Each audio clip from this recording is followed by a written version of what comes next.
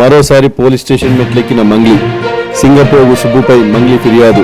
10 లక్షలు డిమాండ్ చేశాడని, ఇవ్వనందుకు మీడియాలో దుష్ప్రచారం చేస్తానని బెదిరించాడు అంటూ ఫిర్యాదు చేసిన మంగ్లీ పంజాగుట్ట పోలీస్ స్టేషన్ లో ఫిర్యాదు. మీరు కావాలంటే అందరు రండి, మీడియా వాళ్ళందరూ రండి, మా ఇంటికి రండి. ఆ కోకాపేటలో స్కూలు, పబ్బు అవన్నీ ఆడున్నాయో తెలీదు. ఆ బిజినెస్ మైండే ఉంటే ఎప్పుడో పెట్టేసుకునేదాన్ని. నీ పాటల ప్రపంచంలో ఎందుకు బతికేదాన్ని? నాకు పాటలు పాడడం, పాటల ప్రపంచం తప్ప ఏమీ తెలియదండి. నాకు నిజంగా డబ్బు ఆశ ఉండి ఉంటే లాస్ట్ ఇయర్ ఎన్నికలు 2023 ఇక్కడ, 2023 ఇక్కడ, 2024 అక్కడ జరిగింది. నేను ఏ ఏపీలో గానీ ఏ తెలంగాణలో గానీ ఎక్కడన్నా కనిపించినా ఎన్నో మనీ ఆఫర్ చేసారు, నాకు కోట్లు ఇస్తామని చెప్పి. అయినా కూడా నేను కనిపించలేదు. ఎందుకంటే నాకు డబ్బు ముఖ్యం కాదండి, వ్యక్తిత్వం చాలా ఇంపార్టెంట్. చాలా నియత్ గా, చాలా ఎథిక్స్ తో బతుకుతూ వస్తున్నానండి నేను. నాకేం అవసరం ఉంది చెప్పండి? చేతి నిండా పని. మీరు చూడట్లే, నా ఇన్స్టా చూడట్లే, సోషల్ మీడియాలో చూడట్లే. ఒక్క పాట చేస్తే ఎందుకండి ప్రజలు ఇంతగానం ఆశీర్వదిస్తున్నారు? ఎందుకు 100 మిలియన్స్ పోతున్నాయి? ఎందుకు మీ అందరూ కూడా లైక్ చేస్తున్నారు చెప్పండి? నాకేం అవసరం ఉందండి? వీడియో ఉంది, నా వీడియో ఏడుంది? ఇదిగో మా తమ్ముడు ఈయన. ఆ ఫోటోలో, ఆ కట్టల ఎంచే ఫోటోలో ఎవరున్నారండి?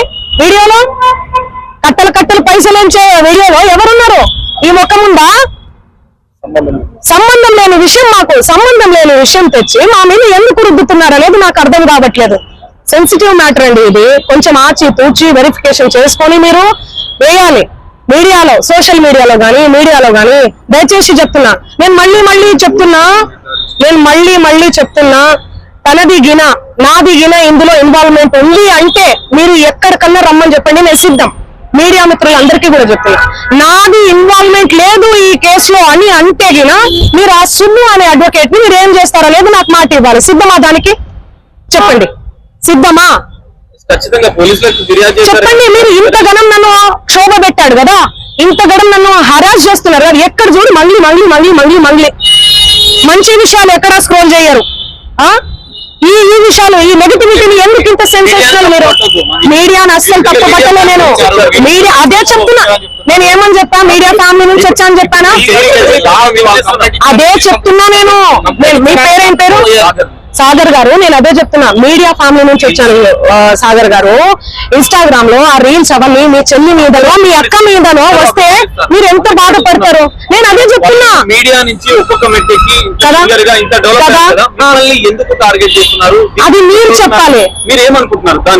నాకు తెలియదు అది. ఎందుకంటే నేను మీడియాలో వచ్చి ఇంటర్వ్యూలు ఇస్తలేను, మరి ఏమో నాకే తెలియదు. ఎందుకంటే నా పని చెప్తుంది, నేను పని చేసుకుంటూ వెళ్తున్నా, నేను పాఠం చేసుకుంటా.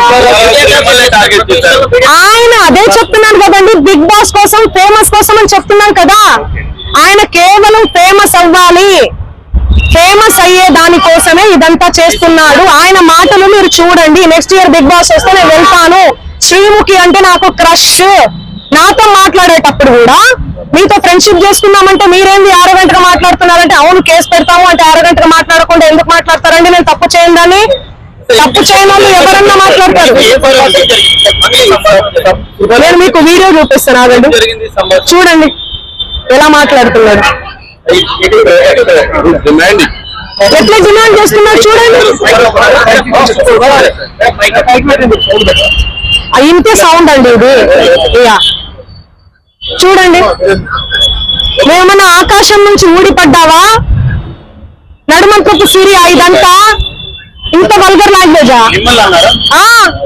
ఇంత సోకులు ఎందుకు పడతారు మీరు? ఎలా వస్తానండి? నేను అదే చెప్తున్నా, పనులు ఉన్నాయండి, నాకు ప్రోగ్రామ్స్ ఉన్నాయి. కర్ణాటక పోయినాను నిన్ననే. నేను శ్రీదత్త యూనివర్సిటీలో కాలేజ్ లో ప్రోగ్రామ్ కూడా చేశాను, మీరు చూడండి. అనుకోలేదు, నేను ఒక ఆడపిల్లను దయచేసి చెప్తున్నా, ఇందులో నా ఇన్వాల్వ్మెంట్ మళ్ళీ నేను చెప్తున్నా, మీరు ఏం చేసినా నేను పడ్డానికి సిద్ధం, నేను ఎక్కడికైనా వస్తాను. కానీ అనవసరంగా నన్ను దయచేసి బ్లేమ్ చేయకండి. ముందు కనుక తెలుసుకోకుండా ఇందులో నా ఇన్వాల్వ్మెంట్ 1% కాదు కదా, 0% కూడా లేదు. ఆయన జస్ట్ ఫేమస్ అవ్వడం కోసమే నాతో మాట్లాడాడు కూడా. నువ్వు వస్తేనే నేను మాట్లాడతాను అని ప్రతి ఒక్కరిని కూడా ఆయన అట్లనే అప్రోచ్ అవుతున్నారు. సెలబ్రిటీస్ ని నేను కనుక్కున్నాను కూడా, ప్రతి ఒక్క సెలబ్రిటీ ఇదే చెప్తున్నారు. రిటర్న్ డబ్బులు ఇచ్చి మరీ ఇంటర్వ్యూ చేపించుకుంటాడట ఆయన. అంత పిచ్చి ఉంది ఆయనకి. ఆయన ముందు వీడియోలు వినండి. అండ్ ఈ కేసు సిఐడిలో ఆల్రెడీ నడుస్తుంది, 1 year నుంచి నడుస్తుంది. 3 years నుంచి వాళ్ళు ఈ దందా నడిపిస్తున్నారంట. వాళ్ళందరూ కూడా బాలాజీ నాయక్, మధు నాయక్, ఇంకెవరెవరో హేమకాంత్ రెడ్డి, ఇంకోరు ఎవరెవరో ఉన్నారు. వాళ్ళంతా గొలుసు కట్టిలా ఉన్నారు వాళ్ళు. నాకు అసలు తెలీదు. అన్యం పుణ్యం ఎరగని మమ్మల్ని, నన్ను, నా ఫ్యామిలీని దయచేసి రోడ్డు కేసి మీడియా మిత్రులారా నేను మళ్ళీ చెప్తాను, న్యాయం ఎవరి వైపు ఉంటే వాళ్ళ వైపు ఉండండి. దయచేసి మీడియా అంటేనే నాకు చాలా గౌరవం. నిఖార్సైన మీడియా, దయచేసి చెప్తున్నా, మళ్ళీ చెప్తున్నా, వాస్తవాలు చెప్పండి. అవాస్తవాలు వద్దు. సడన్ గా ఇట్లా ఏం తెలియకుండా ఎవరో వచ్చి నా మీద ఎలిగేషన్స్ వేస్తే దయచేసి మీరు పెట్టుకోకండి. ఎందుకంటే ఒక ఆడబిడ్డలు, గిరిజన ఆడబిడ్డలు, ఎవరెవరో పడనోళ్ళు మా ప్రోగ్రామ్ కి రాలేదు, అంత గలుప, అంత ఓవరాక్షన్, ఏమేమో ఉంటాయి. వాళ్ళు వచ్చి పడదు అని చెప్పి ఏదేదో మాట్లాడుతుంటారు. మీరు అట్లా పెట్టుకోవడం చాలా తప్పు. దయచేసి మీడియా మిత్రులు, నా ఫ్యామిలీ లాంటి వాళ్ళు, నా ఫ్యామిలీ మీడియా అంటే నా ఫ్యామిలీ, నేను కూడా ఒక జర్నలిస్ట్ గానే వచ్చాను.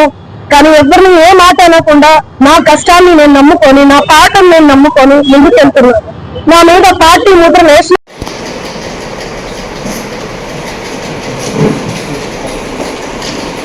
కొద్ది క్లోజ్గా రండి.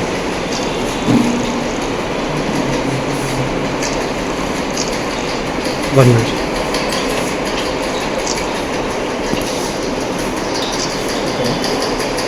ఓకే.